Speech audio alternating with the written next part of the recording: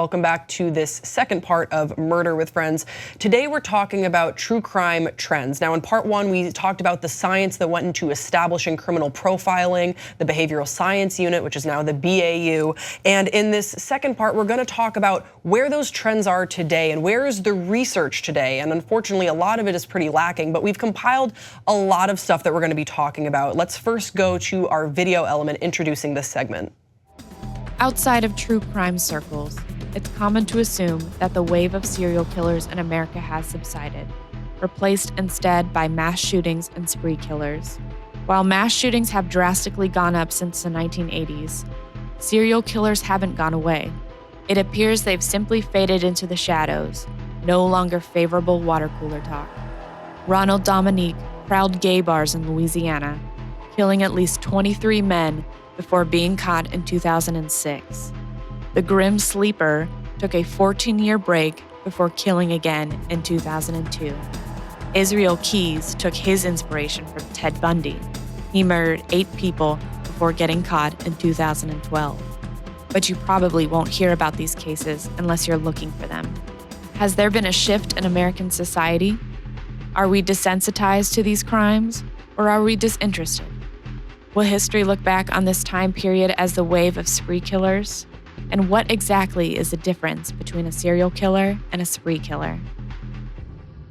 So off the top, just a quick clarification. So there has been a minor spike in frequency of mass shootings, but the important uptick has been the death toll per shooting has drastically gone up since the 1980s. So the killers have gotten better at killing, yes, but the number hasn't really changed. It hasn't had a huge spike. There's more victims per incident. Yeah, it's pretty awful. Yeah. So let's just get our definitions straight before we jump into the conversation. So mass murder is one catastrophic event such as the Columbine massacre, or also Jonestown would be another example of that. Serial homicide, or like a serial killer, that involves at least 3 murders separated by an emotional cooling off period in between. So the killer has time to go about their daily life, put on that facade, and cool off before they attempt another killing. And then spree killing, which is often confused or conflated with mass killing, is comprised of multiple homicides committed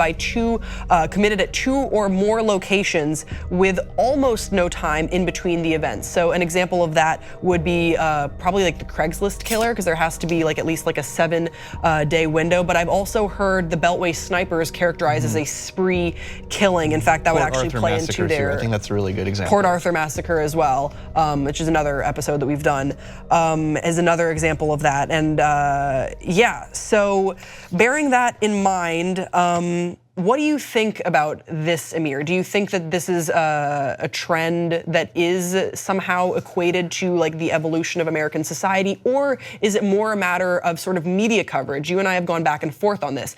They used to put serial killers on the cover of magazines, and then to be like, oh, you wouldn't believe what Jeffrey Dahmer said at trial, or what Ted Bundy said, and they sort of started doing the same thing. Remember, the Columbine shooters were on the cover of Time magazine. Yeah. So is this more a media swing, so it appears as though serial killers have just gone away?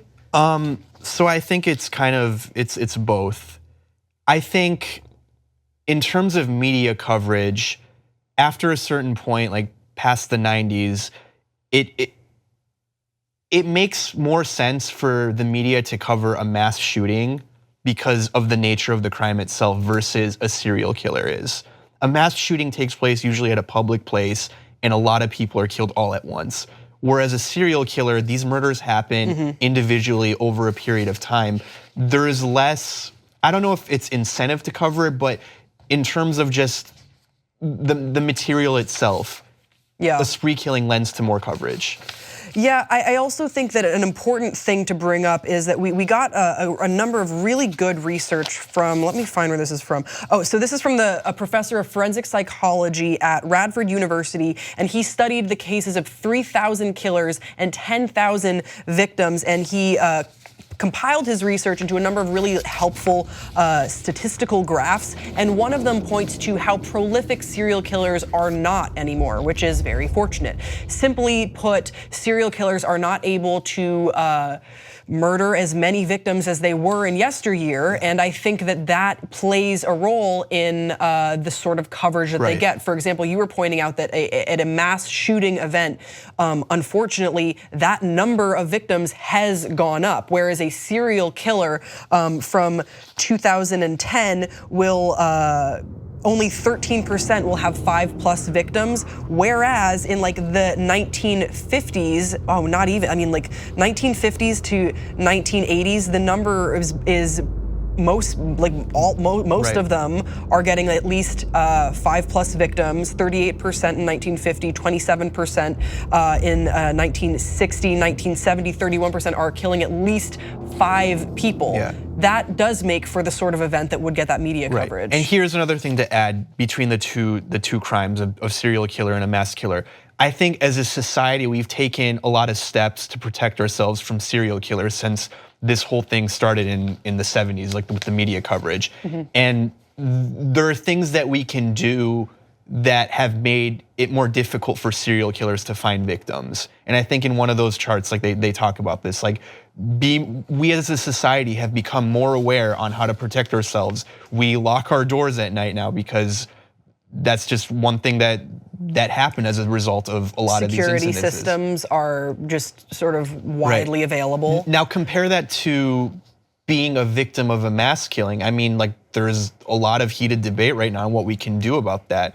And like mainly that I'm referring to guns and gun regulation, and we haven't done anything about those things, whether or not that is the answer.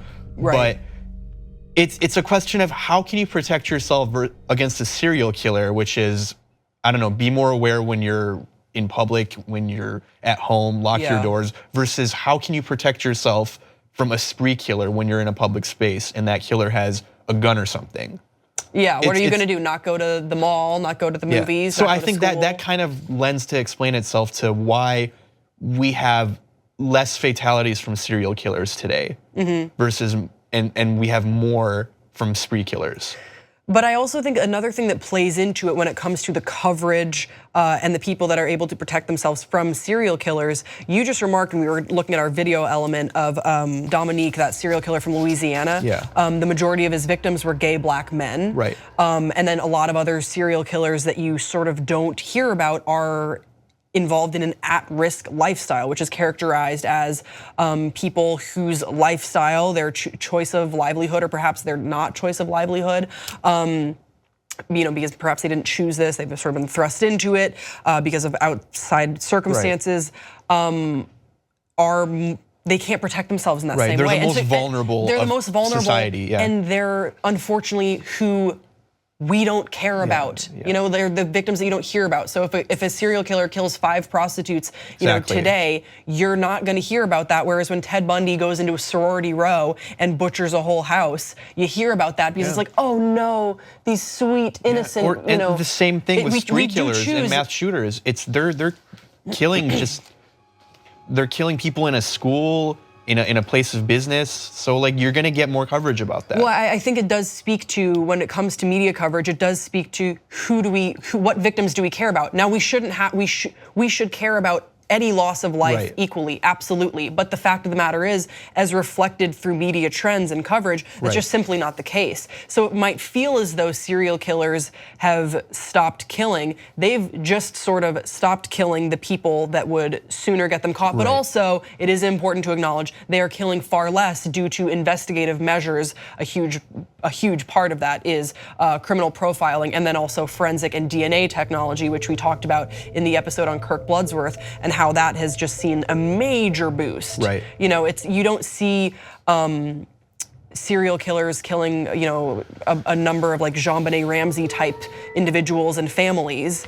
Otherwise, that would, I think, be like major news coverage. I like to think if we had all these tools in place back when the Zodiac killer, for instance, was killing, would we have been able to catch him?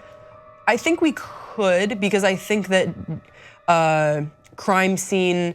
Because that was right before this whole era of just criminology. It was around there, I think that we could have, especially because of like what you look for at a crime scene and the sorts of DNA that you can get from a crime scene would have been compiled in greater detail. And I think, unfortunately, the crimes of yesteryear, they just didn't really know. It's why the DNA evidence in the Jack the Ripper case is always so sort of like every once in a while you'll see someone come around and be like, new DNA evidence proves this. It simply doesn't, because all of it was contaminated, because no one really knew how important those tiny details could be. Yeah. I found a statement from Psychology Today which sort of talks a little bit about the different characteristics between a spree killer and a serial killer, seeking to differentiate the two motivations. And given what we know on serial killers and spree killers, I want to read the quote to you and get your response. So, spree killings, they say, are triggered by emotional upheavals and often involve victims who are acquaintances or family of the perpetrator, while serial killings are generally unemotional, driven by long-term and deep-seated fantasies, and involve victims who are unknown to the killer. Is that a statement that you agree with, given what we know about serial killers? I think I disagree with some parts of it, mainly that it's saying that serial killings are generally unemotional, which I think, based on a lot of the cases that we've read, is just not true. A lot of the things that drive serial killers are completely emotional, and especially when they're carrying out the killings themselves, it's so deeply rooted in emotions for them. Yeah, I think of Eileen Wuornos when I think of that, who was such an emotional wreck. I mean, this woman had just been through hell and turned into a monster because of that. Like, she was taking lives because of that. But when you hear her talk about the murders that she committed, to say that she's unemotional, it's very like sort of dextery. That's just not who she was. It rarely is. It rarely is. I don't even really think that, Ted Bundy is always sort of who we look to. Ted Bundy, Edmund Kemper, I think, are the killers that are always brought up as an example when we think of serial killer profiles, because they fit so much of it. I don't even think that they were unemotional. Look at Edmund Kemper's final killing of his mother. That was sort of pure, raw anger.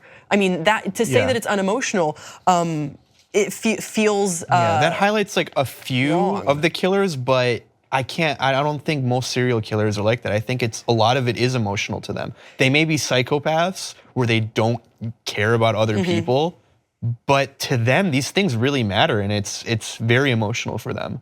Yeah, and it does bring up sort of the question too, is what about sociopaths? Do you think we've covered a killer on this show who was a true sociopath, who genuinely didn't care? Yeah. I think that we have. I would probably say Diane Downs. Diane Downs, was pretty close to just, when you hear her talk about the killing, it's so eerie, because not only does she not care, you can just tell she doesn't really get why people are so sad about this. So she, from our coverage of her, I felt was no remorse. Lack of remorse. Is there someone else that you can think of? Yeah, there was, I forget her name, but we did it, I think in season 1, we did a campfire and Elle presented her. Oh, Angela Simpson. Angela Simpson. Angela Simpson, you think was a sociopath. Right. Interesting. Yeah, it's weird, because so often, honestly, we've probably thought that there was a little bit of sociopathy in many of the killers that we've covered, but rarely does someone totally fit that bill. I think more often they will be diagnosed with antisocial personality disorder. Schizopathy. Yeah, it's like a mixture of a lot of different things that come together. But a pure, sociopath is sort of harder to come by than I think a lot of people assume. Now, Amir, you said that you wanted to talk a little bit about some influences that you feel with regards to murder trends, I suppose. So I mean, it's something that we as humans, we always want the answer for, like, why did this person do this? Why are they like this? And it just drives us crazy. I think that's one of the main things that kind of attracts me to, like, this whole theme is, like, why does the school shooter go and do that? Like, what led him to do that? Why did the serial killer become a serial killer? Is it genetics? Is it like their upbringing? Like, what are the different parts of it? So specific to serial killers, and I guess you could say to shooters, like, I've heard theories as to, like, there was lead in the water, for instance, like something as simple as that. And I don't ever think it's any one thing. But, like, one thing that does kind of fascinate me is, how is violence passed down genetically, if at all? Because a lot of these cases that we do read, they're the time periods that they happen in was like right after a major war event or a conflict. And I've always been curious, like, does those acts of violence that happen in wartime, do they pass down to the future generations and then eventually lead to to a group of people acting out in the ways that they do? Like, something sort of triggers within people, or being exposed to the sort of violence? So like, I'm gonna start like with an example from like H.H. Holmes. He killed in the late 1800s, and the major wartime conflict that I would trace to that is like the Civil War, which he's probably a direct descendant of. He was, yeah. Yeah, so of that, like, so the people that like lived through those wars, does any of that violence perhaps pass down genetically to the next generation? And on top of that, add to like maybe their parents that were in that war and how they were raised by them, and maybe in a violent upbringing. So like that's one instance. Or like, you have after World War II, the whole generation of serial killers in the 70s and the 60s, they were the children of people who fought in World War II. Is there any correlation in that? I don't think there's been a lot of studies to show whether there has, and I'd be interested in seeing if that affects future offspring. But I also think that people will be shaped just by by societal standards and how those are changing. And I do absolutely look to someone's upbringing. But it's an interesting point that you and I have talked about before, and just sort of, it makes you think of like a history of violence. Could that be a family history of violence, and how is that shaped? Given like the trends that we see in the wars that we've been involved in. I think that's an interesting. You have like, PTSD obviously has a lot of impact on a person's psyche, but does that get passed on through your DNA? And I think that it might get passed on through your DNA. I mean, I suppose the research isn't there, but I also think that it gets passed on at least in the nurture aspect of someone being brought up. So many definitely of these in the killers, nurture aspect, yeah. They're lacking for something in the home, and then when you look at like, okay, what are they lacking for? How often have we read in a killer's backstory, his father was not a very affectionate man, he had PTSD from the war, or he was experiencing some sort of trauma from the war, or he was coping with something through alcoholism and he took his violence out onto his kids. I mean, it's all very cyclical. It's the sort of thing that we've read before. Now, when it comes to research on the motivations behind mass killers of today, which is really the trend that we're sort of seeing right now, unfortunately, the research isn't there. And there was an interesting article that I read, I believe it was from Politico, and they were basically talking about how the mass shootings have gotten deadlier, although they haven't seen a major spike in frequency. We still are lacking the resources to do more research into why and how to prevent this. And a statistic that they threw up was that we actually spend more funding researching tornadoes than we do researching mass shootings. Yeah. And wherever you stand on, gun control, I don't even really think that's a part of this conversation. I think we can all agree that there needs to be more research into the prevention of this, because we did that with serial killers. The FBI threw a lot of funding into starting these programs to profile these serial killers, to figure out, okay, where are the connections here? And now we're seeing a shift in trend. We're in that moment in history right now. And simply put, we're just sort of not doing enough work in the scientific analysis stage of things to figure out how we can prevent this, or at least to try and get into the minds of these killers. Because a new breed of killer is alive and well in the United States, and if you don't try and do something at least to understand, how are we going to prevent anything? Yeah, there's a lot of factors, and I think guns is a pretty important one. I don't think it's the only thing. I read a pretty interesting article on Slate, which was talking about how whenever these mass shootings happen, we like to blame mental illness for it too, in addition to guns. And it was arguing that while mental illness certainly is a big problem in these things, you can't just go across the board and be like, oh, this person was bipolar and schizophrenic and then he killed all these people. There's a lot of people that have these mental illnesses that don't end up going out and killing people. Right. What this article was arguing was that a big issue in America specifically is anger, and our inability to treat anger and have people effectively deal with their anger, and how it eventually leads, especially with people who have mental illnesses and other problems, to act out in the ways that they do. Yeah. So I really liked what it was saying about, and I completely agree. I don't think we do know how to deal with anger in this country that well. Well, I certainly would say that we're not doing enough. That's kind of going to do it for our conversation today. There's so much that we could be getting into, and Amir and I really wanted to sit down and just have a sort of like a fireside conversation with you guys and with each other about some of the things that we've learned over these 2 seasons of Murder with Friends. We hope that we either reminded you about older episodes that you could check out, or perhaps this is the first time that you're hearing about some of our older episodes. So please check those out while we're gonna be gone.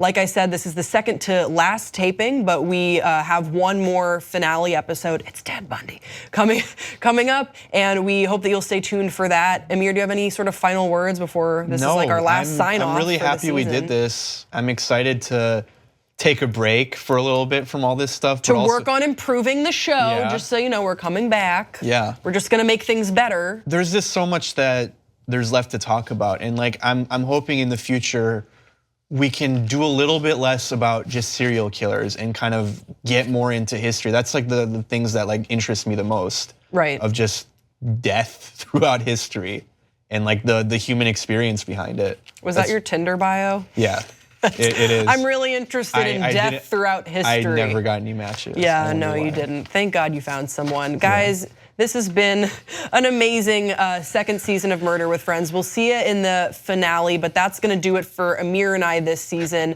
We enjoy doing this show. We can't wait to be back. We're gonna read all your comments and make sure that we come back with a better show than ever.